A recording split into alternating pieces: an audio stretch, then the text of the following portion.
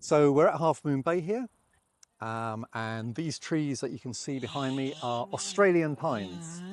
And Australian pines are a non-native, they're not from TCI, they're from Australia, and they don't belong here. They were planted here in the 1920s and they've spread everywhere, and they're a real problem, and I'll tell you why in a moment. So these Australian pines are a fantastic tree, particularly around places like Blue Hills and around Leeward. They're attractive, they make a lovely noise when the wind blows, you can sit underneath them and all sorts. But out here in this nature reserve, they're a problem. These are their leaves. They're called needles. Each one of these green strands is a leaf. And they fall off the tree, leaves fall off trees, and they fall onto the ground. And that's what they look like.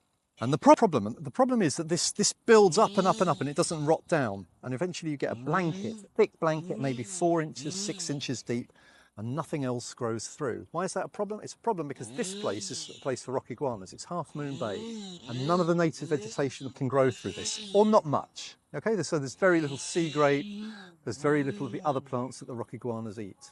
And so we're cutting these trees down, and we're getting rid of them.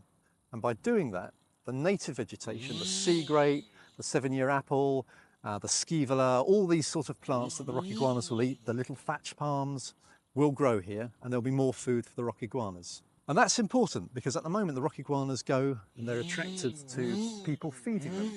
Okay, this is Half Moon Bay, lots of visitors, 250,000, 350,000 visitors each year.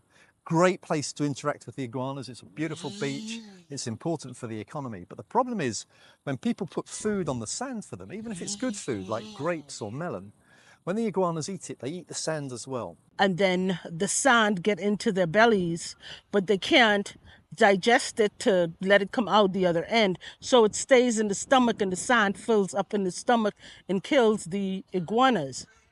We have found iguanas with their sand dead, with their stomachs full of sand, killed by kindness. Don't feed the iguanas, and hopefully as the native vegetation comes through here, the sea grape and the other plants, the iguanas will have plenty to eat without being killed.